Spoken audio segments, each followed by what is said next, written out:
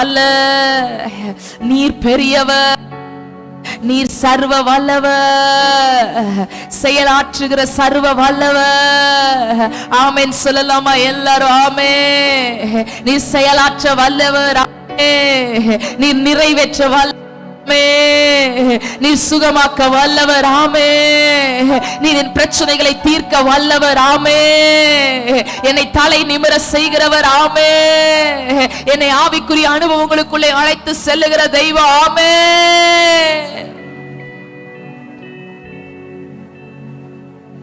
கிரகிக்க முடியா காரியம் செய்வி சர்வஞானியே, உமையாராதிப்பே. ஆமா, கிரகிக்க முடியா காரியம் செய்வி சர்வஞானியே, உமையாராதிப்பே.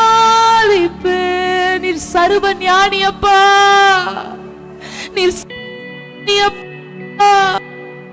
அப்படியும் அற்புதங்களை செய்ய வல்லவராய் இருக்கிறீரப்பா. எனக்காக புதிய பாதையை நீர் உருவாக்குகிற கர்த்தர், வனாந்திரத்திலே எங்களுக்கு பாதையை உண்டாக்குகிற தெய்வமே, அவாந்திர வெளியை ஆறுகளாய் மாற்றுகிற தெய்வமே. Thank you Daddy. தேவ பிரசுரத்தோடு இந்த மாத இறுதியில் நடக்கிறதான அந்த 2 நாள் விசேஷித்த ஆராதனை திருவிழா என்கிற அந்த கூட்டத்தை கர்த்தர் தாமே ஆசீர்வதிக்கும்படியாக, தடைகளை நீக்கும்படியாக எல்லாரும் வாய்களை திறந்து ஸ்தோத்தரிக்கலாமா? நீங்க நடத்துகிற கூட்டம், இங்க இருக்கிற ஒவ்வொருவரும் கர்த்தர் உங்க கையில கொடுத்திருக்கிறாரு. நீங்க தான் அதை நடத்த போறீங்க. உங்க ஜெபத்தால, உங்க பணத்தால, உங்க உழைப்பால, உங்க முழங்காலால இந்த ஊழியத்தை நீங்க நடத்த போறீங்க. எனவே ஒவ்வொரு பாரத்தோடு, ஆமா நீங்க தான் நடத்த போறீங்க. நன்றி சொல்லுங்கப்பா, இது என் கையில கொடுத்துருக்கீங்க. இது என் சபையில நடத்துற கூட்டம். இதை நான் தான் முன்னாடி நிக்க போறேன், நான் தான் நடத்த போறேன், நான் தான் இந்த கூட்டத்துக்காக ஜெபிக்க போறேன், நான் தான் இந்த கூட்டத்துக்காக தாங்க போறேன், நான் தான் இந்த கூட்டத்துக்காக எல்லா வேலைகளை என்னென்னு கேட்டு செய்ய போறேன், நான் தான் செய்ய போறேன், ஏன் நான் அந்த ஊழியத்துக்குள்ள நான் செய்ய போறேன் என்று சொல்லி எல்லாரும் பாரத்தோடு ஸ்தோத்திரம் பண்ணலாமா? நடத்தும்படியாக நன்றி சொல்லுங்க, நன்றி சொல்லுங்க. கர்த்தர் உங்க கையில கொடுத்திருக்கிற இந்த காரியத்தை நீங்க ஜெயமா முடிக்கிறதுக்காக நல்ல வாய்களை திறந்து நன்றி சொல்லுங்க. இது பாஸ்டர் செய்கிற வேலை அல்ல, இது நீங்க செய்கிற ஊழியம், நீங்க செய்கிற ஊழியம், இது உங்க கூட்டம்.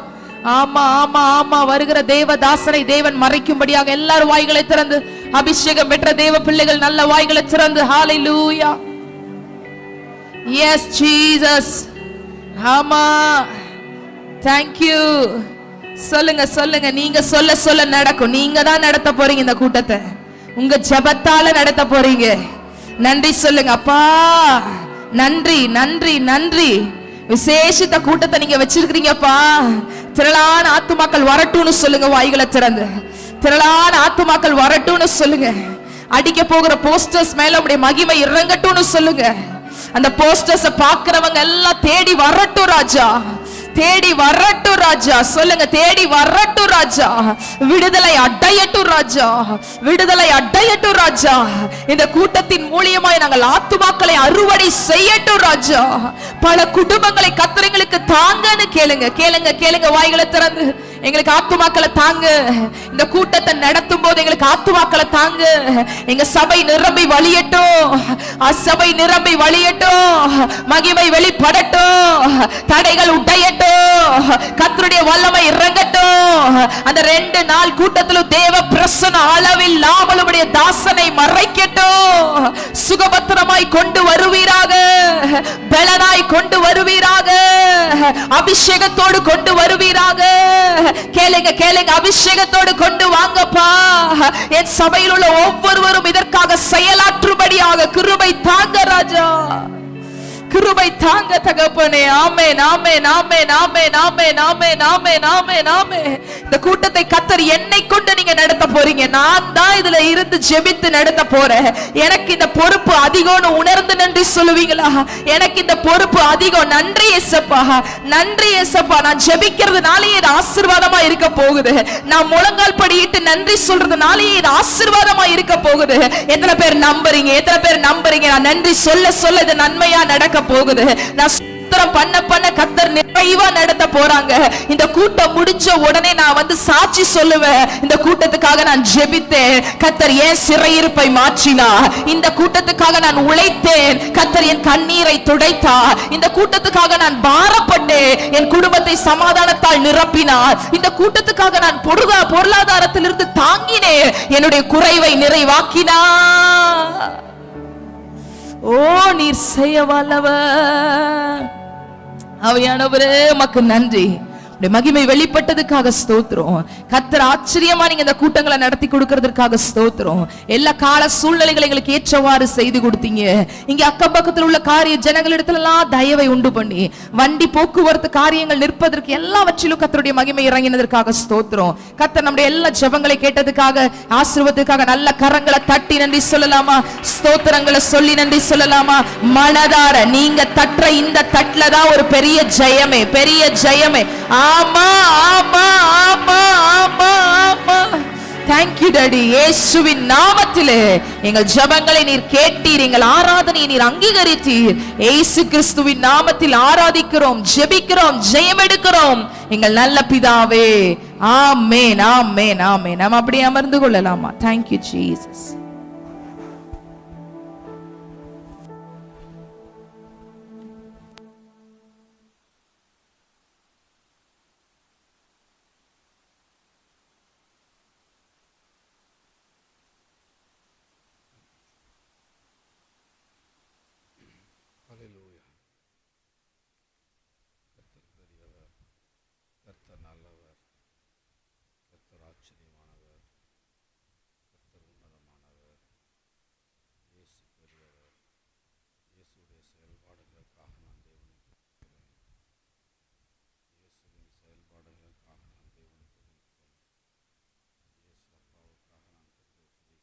Hallelujah,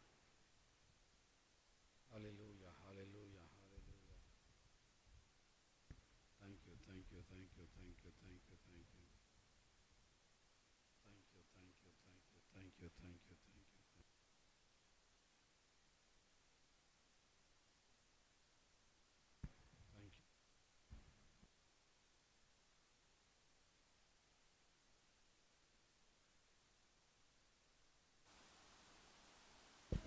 Thank you. ஹல்லேலூயா. நல்ல சந்தோஷமா இருக்கிற அப்பாவுக்கு ஹல்லேலூயா சொல்லலாமா? நன்றி, கர்த்தர் மிக மிக நல்லவர். இந்த பிப்ரவரி மாதத்தில் அதிகாலையில் தெய்வ சமூகத்தில் வந்திருப்பது நமக்கு கிடைத்திருக்கிற ஸ்லாக்கியம். இந்த அன்பான நித்தியமான பரலோக வாழ்வை தருகின்ற இயேசுவை நாம் அடைந்திருப்பது, நாம் தெரிந்து வைத்திருப்பது, அது பிறவி பயனாக இருக்கிறது. இயேசு இருந்த பூமியிலே இருந்தபோது வாழ்ந்தவர்கள் ஆசீர்வதிக்கப்பட்டவர்களா, அல்லது இயேசுவே இந்த பூமியில் இல்லாத போது அவரை தெரிந்து வைத்திருந்து ரட்சிக்கப்பட்டவர்கள் ஆசீர்வதிக்கப்பட்டவர்களா என்று கேட்டால் நாமே ஆசீர்வதிக்கப்பட்டவர்கள். என்றால் இயேசு என்கிற கடவுளே பூமியிலே இருந்தபோது, அப்பேற்பட்ட கடவுளே மனிதனாக உலாவின போது வெகு கொஞ்சம் பேர் தான் அவரை அறிந்து தெரிந்து ஏற்றுக்கொண்டார்கள். மற்ற லட்சோப லட்ச ஜனங்கள் அவரை அறியவில்லை, அவரை ஏற்றுக்கொள்ளவில்லை. அவ்வளோ பெரிய சிருஷ்டிகர்த்தா, அண்ட சராசரங்களை படைத்தவர், அவர்கள் வீட்டு வழியே நடந்து போனார். அவர்கள் வீதிகளில் நடந்து போனார். ஆனால் அவர் யார் என்று அவர்கள் அறியாதிருந்தார்கள். நாம் அடிக்கடி துன்பப்படும் போது, வேதனைப்படும் போது நினைப்போம், அந்த இயேசுவே என் அருகிலே இருந்திருந்தால், அவர் வாழ்ந்த காலத்தில் நானும் அந்த இடத்தில் வாழ்ந்திருந்தால், எனக்கு என்ன பிரச்சனைகள் வந்திருந்தாலும், என்ன ஆபத்துகள் வந்திருந்தாலும் அவரை நான் பிடித்திருப்பேனே, என் பிரச்சனைகள்லாம் தீர்ந்திருக்குமேன்னு நம்ம நினைக்கலாம். ஆனால் உண்மை என்னவென்றால், அப்படி லட்சோப லட்ச ஜனங்கள் இயேசு வாழ்ந்த காலத்தில் இருந்த போதும் இயேசுவை ஏற்றுக்கொண்ட பாடில்லை. ஆனால் இன்றைக்கு நீங்களும் நானும் இயேசு வாழ்ந்த காலத்தில் இல்லாமல் இருந்தாலும் அவரை அறிந்து கொள்ள கர்த்தர் கிருபை செய்திருக்கிறார். அவர் யார் என்ற வெளிச்சத்தை தேவன் நமக்கு கொடுத்திருக்கிறார். அதற்காக கர்த்தரை ஸ்தோத்திரம் பண்ணுவோம். ஹல்லேலூயா, ஹல்லேலூயா. இவரே உலக இரட்சகர், இவரே ஜீவனுள்ள தேவனுடைய குமாரனாகிய கிறிஸ்து, இவரே விடுவிக்கிறவர், இவரே உலகம் தரக்கூடாத சமாதானத்தை தருகிறவர். இவரை தவிர வேறே தேவன் இல்லை. அவர் ஆவியாய் இருக்கிறார், அவர் எனக்குள் இருக்கிறார் என்ற ஒரு தெளிவை கர்த்தர் நமக்கு தந்திருக்கிறதுக்காக நான் கர்த்தரை துதிக்கிறேன். கண்டு விசுவாசிக்கிறவனை விட காணாமல் விசுவாசிக்கிறவன் பாக்கியவான். எனவே அப்பேற்பட்ட இயேசு கிறிஸ்துவை அறிந்திருக்கிற அனுபவத்தோடு இல்லாமல் அவரோடு ஒரு என்கவுண்டர், அவரோடு கூட நேரடி சந்திப்பை ஆவியினாலே பெற்றுக்கொள்ளவும் தேவன் நம்மை அழைக்கிறார். அப்படிப்பட்ட ஆவிக்குரிய அனுபவங்களை நாம் பெற்றுக்கொள்ளும் போது அது நமக்கு நல்ல ஒரு உற்சாகத்தை, ஒரு பலனை, ஒரு உறுதியை நமக்கு தருகிறது. அப்படிப்பட்ட ஆவிக்குரிய அனுபவங்களை பெற்றுக்கொண்ட நபர்களாக நாம் தியானித்து கொண்டு வருகிறோம். முதல் நாளில் மோசேயையும், இரண்டாவது நாளில் எலியாவையும் நாம் தியானித்து கொண்டு வருகிறோம். இன்றைக்கு ஏசாயா ஒரு தேவனுடைய என்கவுண்டரை, சந்திப்பை எப்படி நிகழ்த்தினான் என்பதாக நாம் பார்க்க போகிறோம்.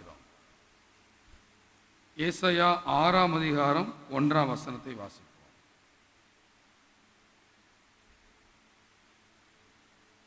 ஏசாயா 6:1 உசியா ராஜா மரணமடைந்த வருஷத்தில் ஆண்டவர் உயரமும் உன்னதமான சிங்காசனத்தின் மேல் வீட்டிற்கு கண்டேன். அல்லேலூயா. பரலோக தகப்பனே எங்களோடு பேசுகிறார். இங்கே ஏசாயாவுக்கு தேவனோடு ஒரு நேரடி சந்திப்பு. நல்ல ஆமேன் சொல்வீங்களா? ஹல்லேலூயா. இங்க இருக்கிற நீங்க தான் அந்த மோசே, நீங்க தான் அந்த எலியா, இன்றைக்கு நீங்க தான் அந்த ஏசாயா. இந்த ஏசாயாவுக்கு தேவன் தம்மோடு ஒரு நேரடி அனுபவத்தை தருகிறார். தெய்வ பிள்ளைகளே, வாஞ்சையோடு இருக்கிறவர்களுக்கு, அவரை பார்க்க வேண்டும் என்ற தாகத்தோடு இருக்கிறவர்களுக்கு, அவரோடு நேரத்தை செலவழிக்கிறவர்களுக்கு, முழு இருதயத்தோடும் அவரை தேடுகிறவர்களுக்கு நிச்சயமாக ஆவிக்குரிய அனுபவங்கள் உண்டாகும்.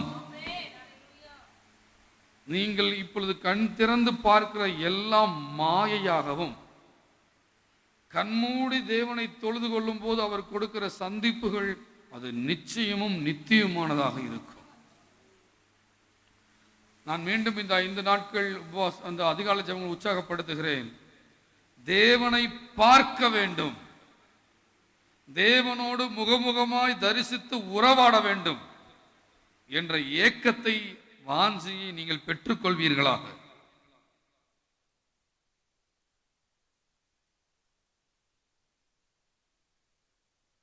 பேதுரு சொன்னது போல, இயேசுவே உமக்கு ஒரு கூடாரமும், மோசேக்கு ஒரு கூடாரமும், எலியாவுக்கு ஒரு கூடாரமும் போடலாம், நாம் இங்கேயே இருந்து விடலாம் என்று பேதுரு நினைத்து சொன்னது போல நமக்குள் ஒரு வாஞ்சை உண்டாகட்டும். அப்பா, நம்முடைய சமூகத்திலேயே நான் இருந்து விட வேண்டும். உண்மையே நான் பார்த்து கொண்டிருக்க வேண்டும். பரலோக அனுபவங்களை நான் பெற்றுக்கொள்ள வேண்டும். இந்த இருள் நிறைந்த, மோசம் நிறைந்த, தோல்வி நிறைந்த, உபத்திரவம் நிறைந்த, சவால் நிறைந்த இந்த பூமியிலே வாழ்ந்து கொண்டிருக்கிற சமயங்களிலேயே நான் பரலோகத்தின் ருசியை, பரலோகத்தின் முன் ருசியை, அனுபவங்களை நான் பெற்றுக்கொள்ள வேண்டும். பவுலுக்கு கிடைத்த அந்த ஸ்லாக்கியம், மோசேக்கு கிடைத்த அந்த ஸ்லாக்கியம், பேதுருவுக்கு கிடைத்த அந்த ஸ்லாக்கியம், எலியாவுக்கு கிடைத்த அந்த ஸ்லாக்கியம், ஏசாயாவுக்கு கிடைத்த ஸ்லாக்கியம் எனக்கு வேண்டும் அப்பா என்ற உணர்வை கர்த்தர் இந்த நாட்களில் உங்களுக்கு தருவாராக. இந்த அனுபவங்கள் ஏதோ ஒரு நாள், 2 நாள், 10 நாள், 40 நாள், 50 நாளாக இருந்து விடாமல் அது தொடர்ந்தேச்சியான அனுபவங்களாக நான் இருக்க வேண்டும். உம்மை விட்டு பிரிக்கிற எதையும் நான் விட்டு பிரிந்து விடுவேனாக. ஓ ஹல்லேலூயா. கர்த்தன் பாரமான யாவற்றையும் தள்ளிவிட்டு எந்த ஒரு பாரமும் என்மேல் இறங்காமல் என்னை பாதுகாத்துக் கொள்ளும். எந்த ஒரு தாக்கமும் என்மேல் இறங்காமல் பார்த்துக் கொள்ளும். எந்த ஒரு தேவைகளை குறித்த சிந்தனைகள் என்னை அழுத்தாமல் பார்த்துக் கொள்ளும். நான் உலகத்துக்குரிய காரியங்களில் லகுவானவனாக இருந்து எந்நேரம் தேவனை சுமக்கிறவனாக, தேவனை நோக்கி பயணிக்கிறவனாக என்னை மாற்றியது. குடும்ப பாரங்களில் இருந்து என்னை விடுதலையாக்குவீராக. எதிர்கால பாரங்களில் இருந்து என்னை விடுதலையாக்குவீராக. பூமிக்குரிய தேவைகள் என்கிற பாரங்களிலிருந்து விடுதலையாக்குவீராக. மனிதர்களுடைய ஏச்சு பேச்சுகள், சங்கட வார்த்தைகள், துரோக வார்த்தைகள், ஏமாற்று வார்த்தைகள், அது சந்தோஷ வார்த்தைகள், என்கரேஜ் வார்த்தைகள், புகழ் வார்த்தைகள் என்ற எதுவும் என் இருதயத்தை ஆளாதிருப்பதாக. என்னுடைய ஆட்சி உம்முடைய ஆட்சியாக மட்டுமே என் உள்ளத்தில் இருக்கட்டும். நான் இந்த பூமிக்கு உரியவன் அல்ல, நான் மண்ணுக்குரியவன் அல்ல, நான் உமக்குரியவனாக மட்டுமே என் வாழ்நாளை கழிக்க வேண்டும் அப்பா என்ற தாகம் உங்கள் உள்ளங்களை பிடிக்கட்டும்.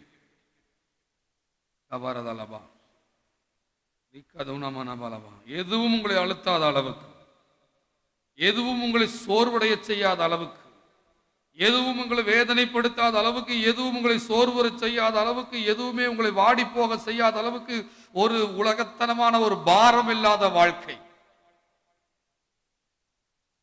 முள்ளுகளுக்கு இடையே விழுந்த விதை எப்படி நெருக்கி போடுகிறதாம்? உலக கவலைகளும் ஐஸ்வர்யத்தின் மயக்கமும் இந்த உலகத்துக்கு அடுத்த காரியங்களில் உண்டான பாரங்களும் அந்த விதையை நெருக்கி போட்டதினால் அது விளைச்சலை தரவில்லை. பிதாவே, இப்படிப்பட்ட முள்ளுகளை எங்களை விட்டு அகற்றி போடுவீராக.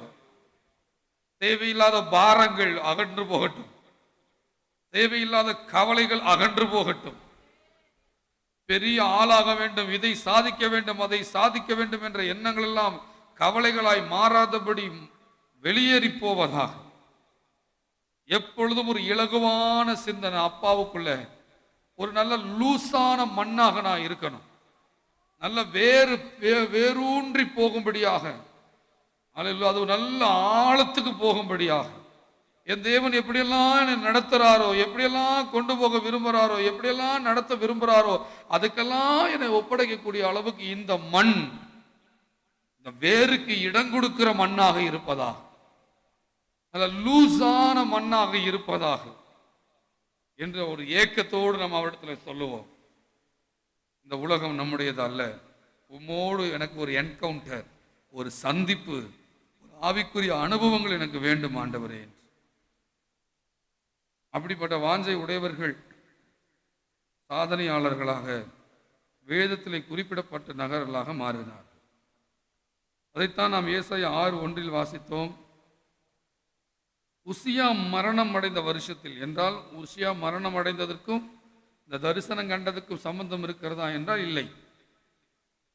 எப்பொழுது நான் தரிசனம் கண்டேன் என்று அந்த நாட்களை குறிப்பதற்காக அதை உசியா மரணம் அடைந்ததை ஏசாயா சொல்லுகிறானே ஒழிய வேறொன்றல்ல.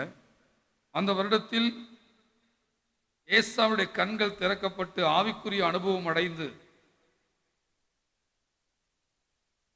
பிரத்யட்சமாக தேவனை அவன் பார்க்கிறான்.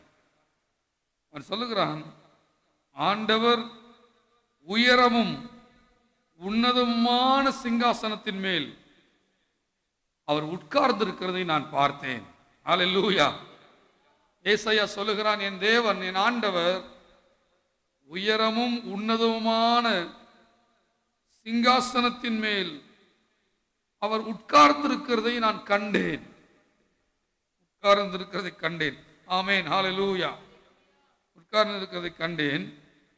அவருடைய வஸ்திர தொங்கல், அந்த வஸ்திரத்தில் காணப்படுகிற அந்த தொங்கல்கள் தேவாலயத்தை நிறைத்திருந்தது. ஒரு தேவாலயம் என்றால் நிச்சயமாக அது ஆவியானவருடைய சபையாக, ஆவியினால் நடத்தப்படுகிற சபையாக, அது ஆவிக்குரிய சபையாக இருந்தால் அங்கே வஸ்திர தொங்கல்கள் நிச்சயமாக இருக்கும். அதை குறித்து இன்னொரு நாள் வஸ்திர தொங்கல் என்ன என்றால் என்ன என்பதை தியானிக்க ஆவியான உதவி செய்வார். வஸ்திர தொங்கலால் தேவாலயம் நிறைந்திருந்தது. பின்பதாக 2ஆம் வசனம் சொல்லுகிறது, சேராபீன்கள். இப்படி கேருபீன்கள் கூட கிடையாது, சேராபீன்கள். சேராபீன்கள் அவருக்கு மேலாக, அதாவது தேவனுக்கு மேலாக பறந்து கொண்டே. கேருபீன்களுக்கு 4 சட்டைகள் இருக்கும், சேராபீன்களுக்கு 6 சட்டைகள் இருக்கும். கேருபீன்கள் தங்கள் முகத்தை மூடிக்கொள்ளும் 2 சட்டைகள், பறக்க 2 சட்டைகள் என்று இருக்கும். ஆனால் சேராபீன்களுக்கு 6 சட்டைகள். ஏனென்றால் அவைகள் தேவனுக்கு மேலே பறந்து கொண்டிருக்கும்.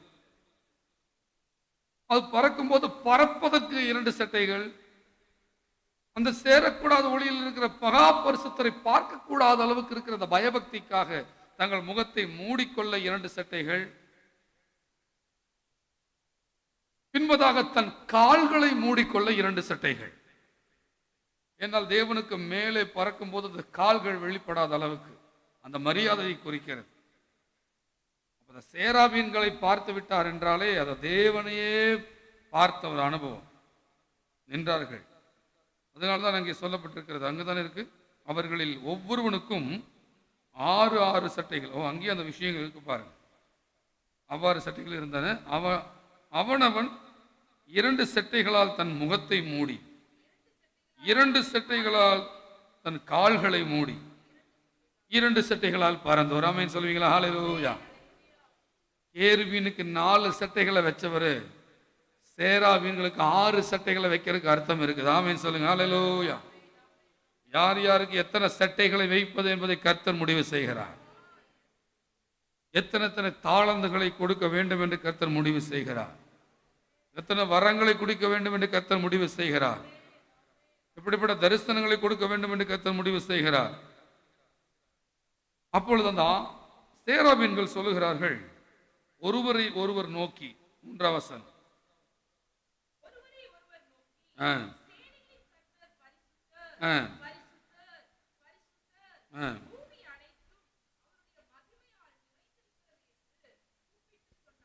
இப்படி சேராபீன்கள் சொன்ன அந்த வார்த்தைகளில் 3 சத்தியங்களை நாம் பார்க்கிறோம். ஆங்கிலத்தில் அது சொல்லப்பட்டிருக்கிறது. சர்வ வல்லவராகிய தேவன், தமிழ்ல சேனைகளின் கர்த்தர் என்று இருக்கிறது. ஆங்கிலத்தில் lord almighty. Holy holy holy is almighty God. அது மட்டுமல்ல, the glory of God fills the earth. பூமி அவருடைய மகிமையினால் நிறைந்திருக்கிறது. ஆமென் சொல்லுவோம். ஹல்லேலூயா. இதில் காணப்படுகிற 3 விஷயங்கள். 1, என் தேவன் எவ்வளவு பெரிய பரிசுத்தராக இருக்கிறார். நீங்கள் ஆவிக்குரிய அனுபவங்களுக்குள் சென்று அவரை சந்திக்கும் போது உங்களுக்கு உண்டாகிற ஆழமான உணர்வுகளில் 1, என் தேவன் மகா பரிசுத்தர். பாவம் துளி கூட இல்லாத இடம் அது. சிறிதளவேனும் எவ்வளவேனும் இருள் இல்லாத தெய்வம் அவர். பரிசுத்தர் என்றால் அதுக்கு இலக்கணமானவர் மகா பரிசுத்தர். அந்த பரிசுத்தத்தை நினைக்கும் போதே, அந்த பரிசுத்தர் என்கிற உணர்வு வரும்போது நாம் அதிர்ச்சி அடைகிறோம், ஆனந்த பரவசம் அடைகிறோம். அது மேன்மை அடைய அவரை நினைக்கும் போது அந்த எண்ணங்கள் அவ்வளவு ஒரு பயபக்தியை நமக்கு கொண்டு வருகிறது. பரிசுத்தர், பரிசுத்தர், பரிசுத்தர். இரண்டாவது என்ன பார்க்கிறோம் என்றால், பூமி அனைத்தும் அவருடைய மகிமையினால் நிரம்பி இருக்கிறது என்று சொல்கிறார். எவ்வளவு ஒரு நல்ல செய்தி! ஹல்லேலூயா! பூமி முழுவதும் என் தேவனுடைய மகிமையினால் நிரம்பி இருக்கிறது. பழைய ஏற்பாட்டு காலங்களிலேயே பூமி அவருடைய மகிமையினால் நிறைஞ்சிருக்குன்னா, இயேசு கிறிஸ்து ரத்த சிந்தனதுக்கு அப்புறம் இன்னும் இந்த பூமி எவ்வளவு மகிமையில் நிறைஞ்சிருக்கணும். ஆமென் சொல்லுங்க. ஹல்லேலூயா! எத்தனை பேர் விரும்புற அந்த மகிமையை பார்க்கணும் ஆண்டவரே, அந்த மகிமையை அனுபவிக்கணும் ஆண்டவரே. இந்த பூமியினுடைய மகிமை எல்லாம் அழிந்து போகிற மகிமை, ஆனா தேவனுடைய மகிமை பூமியை நிரம்பி இருக்கிறது. மகிமைனா என்ன? அவர் உண்டாக்கின சிருஷ்டிப்புகள் சொல்லுகிற செய்திகள், அவருடைய மேன்மைகள், அவருடைய மகத்துவங்கள், அவர் எப்படிப்பட்டவர் என்பதற்குரியதான ரகசியங்கள் எல்லாம் அந்த பூமியில நிரம்பி இருக்கிறது. முக்கியமா பாத்தீங்கன்னா எத்தனையோ கோள்கள் இருக்கு. அவன் கண்டுபிடிச்சிட்டு இருக்கான் விஞ்ஞானிகள்லாம், இந்த கோள்ல மனுஷன் வாழலாம், அந்த கோள்ல மனுஷன் வாழலாம். ஆனா வேதம் சொல்லுது, மனுஷனுக்கு ஏற்ற ஒரு கோள் பூமி மட்டுமே. எத்தனை கோள்களை நீ கண்டுபிடிச்சாலும் எந்த கோள்கள்லையும் நீ மரங்களை பார்க்க முடியாது. அல்லேலூயா! எத்தனை கோள்களை நீ கண்டுபிடிச்சாலும் இந்த பூமியில் இருக்கிறது போல ஆக்சிஜன் காத்த நீ பார்க்க முடியாது. பூமிக்குன்னு வைத்திருக்கிறத மாதிரியான அந்த செட்டப்புகளை, நூற்றுக்கணக்கான கோடி கோள்களை பார்த்தாலும் அதை நீ பார்க்க முடியாது. இந்த பூமியிலே கர்த்தருடைய மகிமை நிரம்பி இருக்கிறது. அதுக்கப்புறம் அவர் எப்படிப்பட்டவர்? சர்வ வல்லவர். அதை குறித்து 4வது வசனத்தில் அது விளக்குகிறார். கூப்பிடுகிறவர்களின் சத்தத்தால், அதை பார்க்கும் போது ஒரு அதிர்ச்சி. நேத்து பார்த்தோம், எலியாவை நிக்க வச்சு ஆண்டவர் பெருங்காற்றை கொடுத்தார், கண்மலையே உடைஞ்சது. நம்முடைய வல்லமையை காமிச்சார், பூமியை அதிர பண்ணினார். தன்னுடைய வல்லமை தான் யாருன்னு மனுஷனுக்கு புரிய வச்சார். ஒவ்வொரு தடவையும் பாருங்க, இந்த பூமி எதிர்ச்சி வரும்போது, பெருங்காற்று வரும்போது, இந்த நாட்கள் அது கர்த்தர் கொடுக்கிறது இல்லை. ஆனா ஒவ்வொரு இடி,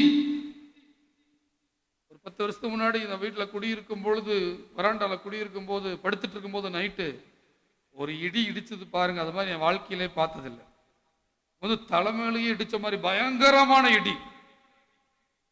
இந்த இடிகளை, பூமி அதிர்ச்சிகளை, பெரிய பெரிய இயற்கை அழிவுகளை பார்க்கும் போது தெரிஞ்சுக்கோ, என் தேவன் எவ்வளவு பிரம்மாண்டமானவர்னு, எவ்வளவு பிரம்மாண்டமானவர்னு.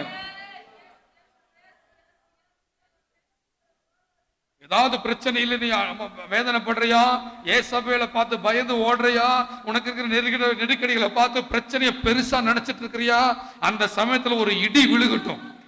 அந்த இடி சத்தத்தை கேட்கும் போது தெரிஞ்சுக்கோ, உன்னை அச்சுறுத்துகிற எதிரியை விட 1000 மடங்கு பெரிய தேவன் ஒருவர் இருக்கிறார். கர்த்தர் அது மூலமா உனக்கு சொல்ல வர்றாரு, நான் தான் பெரியவர், நானே பெரியவர், நானே அதிசயங்களை செய்கிறவர். கூப்பிடுகிறவர்களின் சத்தத்தால் வாசலின் நிலைகள் அசைந்தது.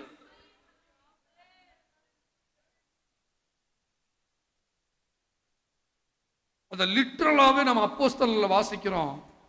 இயேசுவின் நாமத்தை வெளியில சொல்லக்கூடாது, சொன்னா உங்களை கொன்றுவோம், சிறைச்சாலையில போட்டுருவோம்னு யூதர்கள் கிறிஸ்தவர்களை, சீஷர்களை கூட்டு மிரட்டின போது, சபையார்கள் எல்லாம் அந்த அடைக்கப்பட்ட ஒரு ஹால்ல உட்கார்ந்து ஊக்கமாய் ஜெபித்த போது, ஆண்டவரே தேவரீர் இந்த அச்சுறுத்தல்களை கேட்டு உம்முடைய குமாரனுடைய நாமத்தினாலே அற்புதங்களும் அடையாளங்களும் நடக்கும்படி செய்து, உம்முடைய ஊழியக்காரர் முழு தைரியத்தோடு வசனத்தை பிரசங்கிக்கும்படி அனுக்கிரகம் செய்தருளும் என்று அவர்கள் ஜெபித்தார்கள். அடுத்த வசனம் சொல்லுகிறது, அவர்கள் ஜெபித்த போது அவர்கள் கூடியிருந்த இடம் அசைந்தது. கர்த்தர் அங்கே ஒன்று சொன்னார், அந்த அதிர்ச்சியின் மூலமாய் ஒன்று சொன்னார், பயப்படாதீர்கள், அவர்களிலும் நான் பெரியவராக இருக்கிறேன். உனக்காகவும் அவர் பூமியை அசைத்து உனக்கு நிரூபிப்பார். பூமியை அசைக்க வேண்டாம், உன் எதிரிகளை கர்த்தர் அசைத்து போடுவார். கர்த்தரை எதிர்க்கிற எதிரிகள் கலங்கி போவார்கள். கடைசியா இயேசு கிறிஸ்து பூமியில இரண்டாம் வருகையில வரும்போது ஒலிவ மலை மேல காலை வைக்கும் போது மலையே இரண்டாக பிளக்கும் என்று வசனம் சொல்லுகிறார். பெரிய பூமி எதிர்த்து வரப்போ இதெல்லாம் பார்க்கும்போது, இதனுடைய மகத்துவங்களை பார்க்கும்போது, அதை பார்த்துட்டு அதோட மகிமையை பார்த்துட்டு அந்த தேவனை பார்த்துட்டு அந்த நடக்கிற சம்பவங்கள் எல்லாம் ஆவிக்குரிய அனுபவங்கள் அதை பார்த்துட்டு ஏசாயா சொல்றான் 5வது வசனத்துல, அப்பொழுதும் ஐயோ அதமானே, ஐயோ என்ன பெரிய தேவனப்பா, எப்பேற்பட்ட மகிமையானவரப்பா, என்ன பெரிய பரிசுத்தர், என்ன பெரிய சர்வ வல்லவர், எப்பேற்பட்ட தெய்வம் அவர். நான் ஏதோ தீர்க்கதரிசி சொல்றேன் ஊழியக்காரன் நினைச்சிட்டேன். ஆனா இவரை பார்க்கும்போது அவர் சொல்றான், ஐயோ அதமானே, ஏன் நான் அசுத்த உதடுகள் உள்ள மனுஷன். தேவனை நெருங்க நெருங்க தான் நீ யாருன்னே உனக்கு தெரியும். தேவனை நெருங்காம வெறுமனே கிறிஸ்தவனா இருந்தீங்கன்னா உன் பக்கத்தில் இருக்கிறவன் சரியில்லைன்னே நீ சொல்லிட்டு இருப்ப. ஆனா அப்பாவுடைய அனுபவங்களை பெற்றுட்டீங்கன்னா நீ சரியில்லைங்கிறதே நீ உணர்வ. அப்பதான் உனக்கு தெரியும், ஐயோ மாற வேண்டியது நான் தானே, நான் அசுத்த உதடுகள் உள்ள மனுஷன். அசுத்த உதடுகள் உள்ள ஜனங்களின் நடுவிலே வாசமாய் இருக்கிறவன், சேனைகளின் கர்த்தராகிய ராஜாவை என் கண்கள் கண்டதே. நான் கடவுளை பார்த்துட்டேனே, நான் செத்தேன். தேவனை பார்த்துட்டு ஒருவனும் உயிரோடு இருந்ததில்லை, நான் செத்தேன். கண்டதேன்னு சொல்லி பயப்படும் போது, என் வாழ்க்கை சரியில்லையே, என் உதடு சரியில்லையே, என் பேச்சு சரியில்லையே, என் வாழ்க்கை சரியில்லையே, ஒரு ஒரு ஒழுங்கினமா ஒரு பாவத்தோ ஒரு ஒழுங்கில்லாத வாழ்க்கை வாழும் போது அவரை பார்த்துட்டுனே என்ன ஆகணும்? பரிசுத்தம் இல்லாம தேவனை தரிசிச்சா சாவு வருமே, நான் உயிரோடு இருக்கணும், அதமானேங்கிறான்.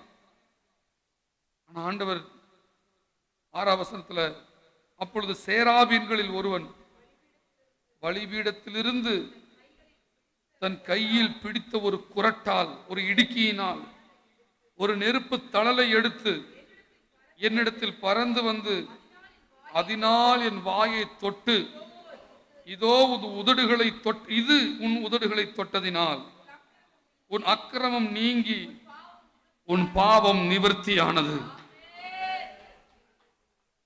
நல்ல ஒரு ஆமென் சொல்லுவோம். ஹல்லேலூயா. எதை எடுத்துட்டு வர? ஒரு நெருப்பு தழல், ஃபயர் கோல். நான் சரியில்லையே, என் வாழ்க்கை சரியில்லையே, நான் அசுத்தமா இருக்கிறேன்னு சொன்ன போது, நீ அசுத்தமா இருக்கலாம், ஆனா நீ தேவனை தேடுகிறவனா இருக்கிற. நீ அசுத்தனா இருக்கலாம், ஆனா அப்பா சமூகத்துக்கு வந்திருக்கிற. நீ அசுத்தனா இருக்கலாம், கர்த்தர் தான் வேணும்னு நீ நிக்கிற. அதனால நான் உன்னை கொல்ல போறதில்லை, மாறாக நான் உன்னை மறுரூபமாக்க போகிறேன். நெருப்பு தழல் ஒரு மனிதனை தொட்டால் அவன் டிரான்ஸ்பார்மேஷன் ஆகிறான். நெருப்பு தழலை குறித்து இன்னொரு நாள் தியானிக்க ஆவியானவர் உதவி செய்வார். நெருப்பு தழல் என்றால் மறுரூபத்தை கொடுக்கிற ஒன்று, குற்றமனசாட்சி அகற்றுகிற ஒன்று, பாவத்தை நிவர்த்தியாக்குகிற ஒன்று, உன்னை மறுரூபமாக்குகிற ஒன்று, உன் வாழ்க்கையை மாற்றி அமைக்கிற ஒன்று, தேவன் உன்னை பார்க்கும்படி, தேவனை தரிசிக்கும்படி உன்னை ஆயத்தப்படுத்துகிற ஒன்று. அந்த நெருப்பு தழலை கொண்டு வந்து சேராபீன் உதட்டை மேல வைக்கிறான். நான் இன்றைக்கு காலையில் சொல்லுகிறேன், தேவனை பார்க்க வேண்டும், தேவனை அனுபவிக்க வேண்டும், தேவனோடு உறவாட வேண்டும் என்ற வாஞ்சையோடு நீ முழங்கால் படிட்டு மணிக்கணக்கில் தேவ சமூகத்தில் அப்பா என்று இருப்பாயானால், நேரங்கள் கடந்து செல்ல செல்ல செல்ல உன் இருதயம் உடைந்து, ஆண்டவரே நான் பாவியான மனுஷன் என்கிற அளவுக்கு ஒரு பிரசன்னம் உன்னை நிரப்பி நிரப்பி, இதற்கு எனக்கு தகுதி இல்லை தகுதி இல்லை அப்பான்னு உன் கண்ணீர் உன் கண்களிலிருந்து வர வர வர நான் சொல்லுவேன், ஒரு அக்கினி அபிஷேகத்தினால் நீ நிரப்பப்படுவாய், அக்கினினால் நீ நிரப்பப்படுவாய், உன்னுடைய ஆவிக்குரிய கண்கள் திறக்கப்படும், நீ தேவனை தரிசிக்கிறவனாவாய், உன் ஜெப நேரங்கள் இன்பமயமானதாக மாறும். குற்றமனசாட்சி உன்னை விட்டு நீங்கி போகும். பாவங்கள் உன்னை விட்டு நீங்கி போகும். தவறான கள்ள உறவுகள் உன்னை விட்டு நீங்கி போகும். அசுத்த பாவ பழக்க வழக்கங்கள் உன்னை விட்டு நீங்கி போகும். உன் அக்கிரமம் நீங்கி உன் பாவம் நிவர்த்தியாகும். ஹல்லேலூயா. சாது சுந்தர் சிங் என்கிற ஒரு அருமையான ஒரு பக்தர் பஞ்சாபில் இருந்தார். 1920களில் 30களில் கர்த்தருக்காக ஊழியம் செய்து 35 வயதில் மரித்து ஆண்டவரோடு எடுத்துக்கொள்ளப்பட்டவர். கடினமான திபெத் போன்ற ஊழிய இடங்களுக்கெல்லாம் கொள்ளுவார்கள் என்று தெரிந்தே ஊழியத்துக்கு சென்றவர். அப்ப அந்த சமயங்கள் எல்லாம் இந்தியாவில் கிறிஸ்தவம் பிரபலமடையாத, இப்படிப்பட்ட எழுப்புதல் இல்லாத காலங்கள். அந்த சமயத்தில் அவர் சிறுவயதாக ஒரு சீக்கிய குடும்பத்தில் பிறந்து பகவத்கீதையை, ராமாயணத்தை படித்து அவனை அம்மா சொல்லிக் கொடுத்த அந்த காரியங்கள் எல்லாம் பிடித்து கொண்டு அதில் உறுதியாக நின்ற போது 11வது வயது இருக்கிற சமயத்தில் அம்மா பாசத்துக்குரிய, அன்புக்குரிய, கடவுளை போன்று இருந்த அம்மா மரித்த சம்பவத்தை கேட்டு பார்த்து தாங்கோனா துயரம் அடைந்து வேதனையிலே உழன்று, இனி நான் எதற்கு வாழ வேண்டும், எனக்கு எதுக்கு இந்த பூமியில் நான் இருக்க வேண்டும் அப்படி என்று சொல்லி தன் உயிரை மாய்த்து கொள்ளவும்படியாகவும், பின்பதாக அந்த பூமியிலே வாழ வேண்டுமானால் அந்த கடவுள் என்னை சந்திக்க வேண்டும், அந்த கடவுளை நான் பார்க்க வேண்டும், எது கடவுள் என்று எனக்கு தெரிய வேண்டும், எனக்கு இப்படி குறிப்பிட்ட கடவுளைத்தான் கடவுள் என்று எனக்கு போதித்து வழி நடத்தி இருக்கிறார்கள். ஆனால் இப்ப எனக்கு நிம்மதி இல்லை, எனக்கு வாழ்க்கையில் அர்த்தம் இல்லை, நான் எதுக்கு வாழ வேண்டும், எனக்கு அன்பு இல்லை, எனக்கு உண்மையான கடவுள் ஒன்று இருக்குமானால் என்று இன்னைக்கு இரவு 11 மணிக்குள்ளாக எனக்கு அவர் அந்த கடவுள் என்னை வெளிப்படுத்த வேண்டும். அப்படி அந்த கடவுள் என்னை எனக்கு வெளிப்படுத்தவில்லை என்றால் 11 மணிக்கு என் வீட்டுக்கு பின்பதாக வருகின்ற அந்த ரயில்வே ட்ராக்கில் ரயிலில் போய் நான் 11 மணிக்கு வரக்கூடிய ரயிலில் நான் தலை வைத்து படுத்து தற்கொலை செய்து கொள்வேன்.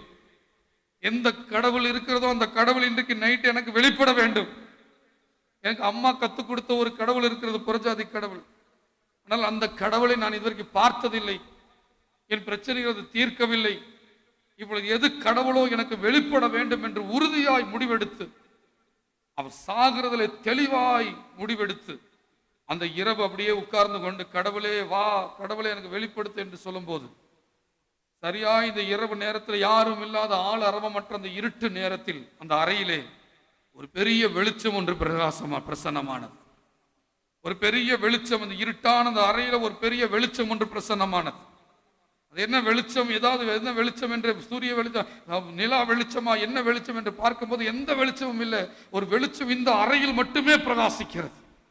அந்த வெளிச்சம் பிரகாசித்து அவர் அப்படியே பார்த்து கொண்டிருந்த போது அந்த வெளிச்சத்துக்கு நடுவிலே இருந்து சிலுவையிலே இருந்து ஒரு சத்தம் உண்டாகிறது. நீ தேடுகிற உன் ஆண்டவர் நானே, உன் தெய்வன் நானே என்று.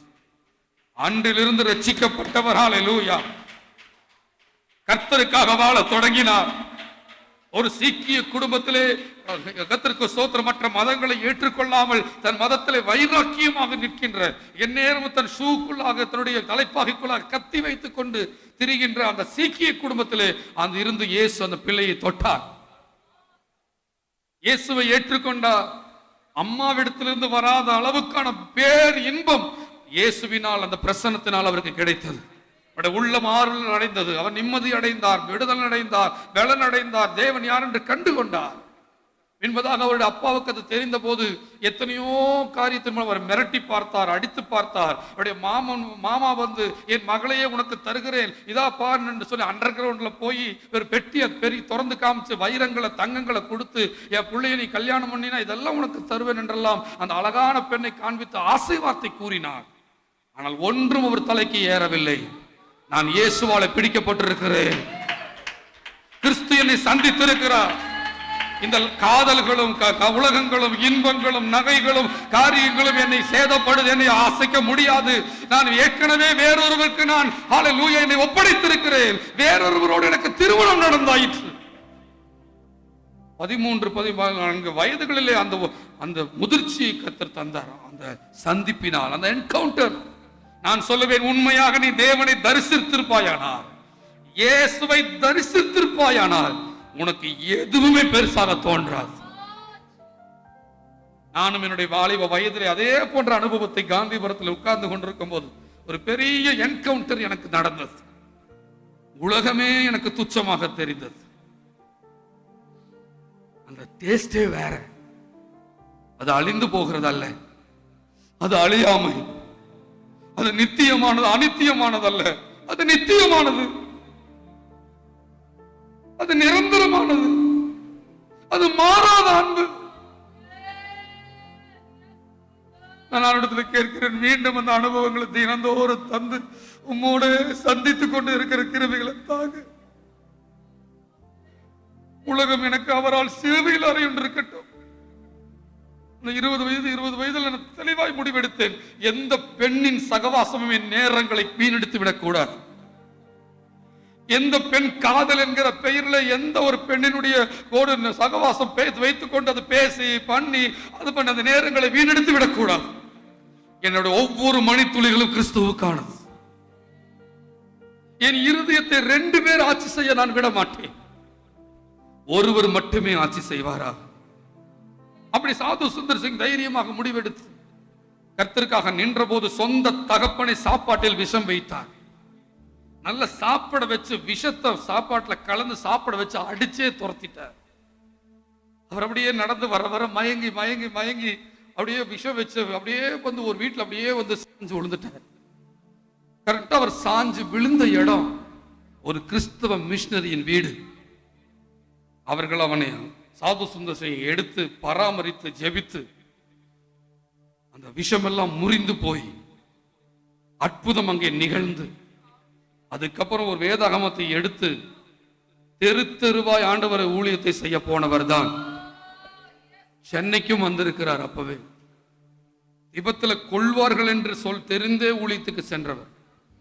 அதை பத்தி வரலாறுலாம் மிகப்பெரியது.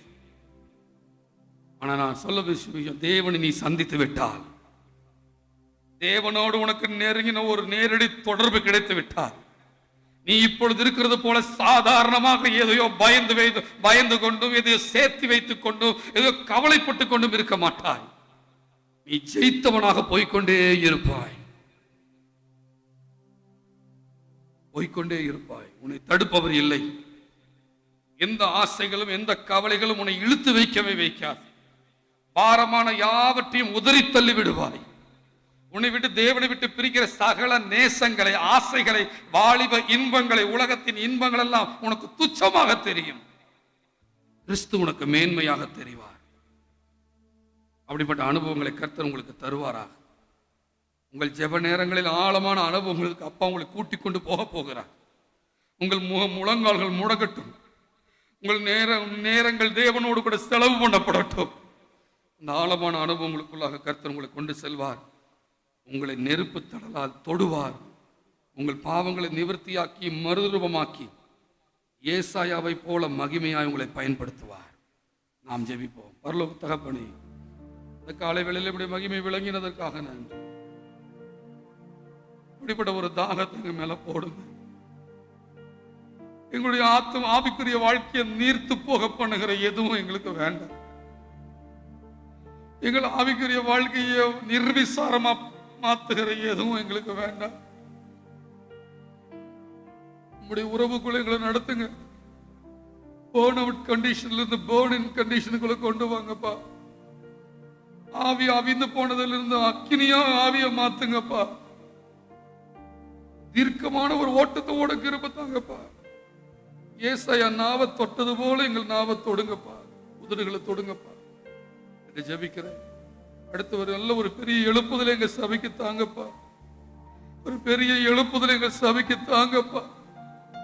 இந்த மகிமையை வெளிப்பட பண்ணுங்கப்பா. ஒரு தீ எங்களை வந்து பிடிக்கட்டும்.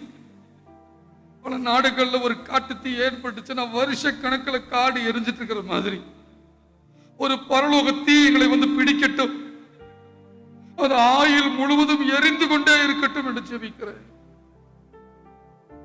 வந்திருக்கிறவர்களை, வீடியோவில் இந்த வசனங்களை வார்த்தைகளை கேட்க போகிற அனைவர் மேலும் ஒரு நெருப்பு தழல் தொடட்டும் என்று